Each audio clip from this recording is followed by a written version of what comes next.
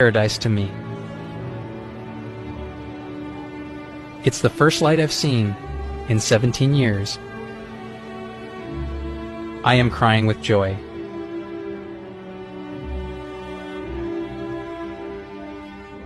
Do you know what it's like to be welcomed somewhere after being hated for so long and driven from country to country?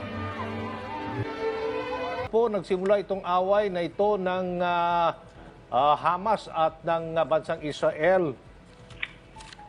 Well, masyadong complicated dyan, so kulang yung oras natin para dyan sa ma-explain, ano? Pero siguro, umpisahan natin nung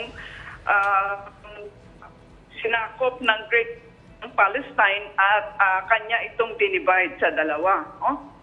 Dun sa partition plan ng 1947, kung saan tayo ay napilitang bumoto sa partition na ayaw natin.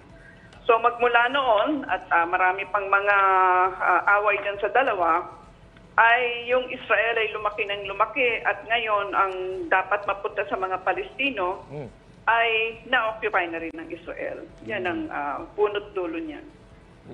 Prof. Gani Oro po, sa palagay nyo ba magtatagal at lalala pa itong away nila? Kasi ang inaalala natin yung welfare o kapakanan ng mga Pilipino natin nagtatrabaho sa Israel.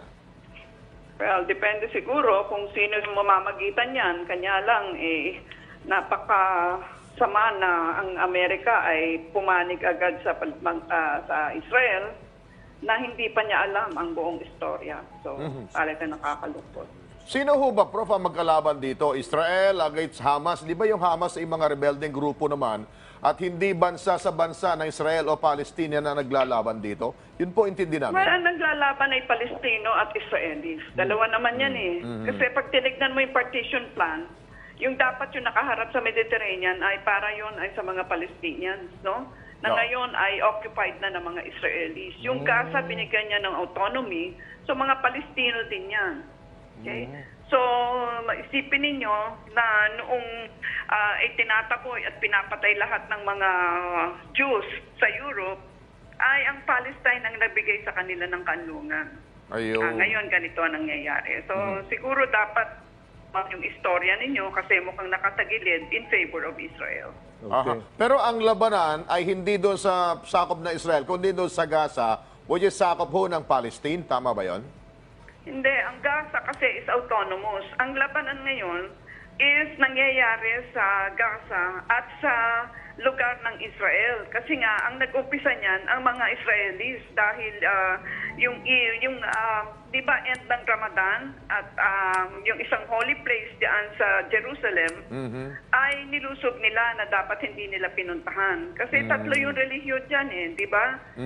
Jews, Christian at saka Muslim. Kanya nga yung Jerusalem, mali si Trump na gawin niyang capital ng Israel. Na dapat hindi capital yan kasi sa partition plan, international city yan. Nobody owns Jerusalem. Yung mga superpowers like America, parang nananawagan sila na ceasefire muna pati yung UN parang wala bang kakampihan dito yung mga malalaking bansa like USA? Well, nagsalita na nga si Biden at saka yung defense secretary nila na wala ring alam. So, pumanig agad sa Israel dahil ang laki-laki ng lobby ng Israel sa Amerika dahil ang laki ng Jewish lobby doon. So, Prof, kaya na sinabi nyo, medyo mahaba-habang kwentuhan to. Kulang yung oras natin. Siguro, some other time, ma-discuss ng mabuti para maintindihan ng ating mga mamamayang Pilipino.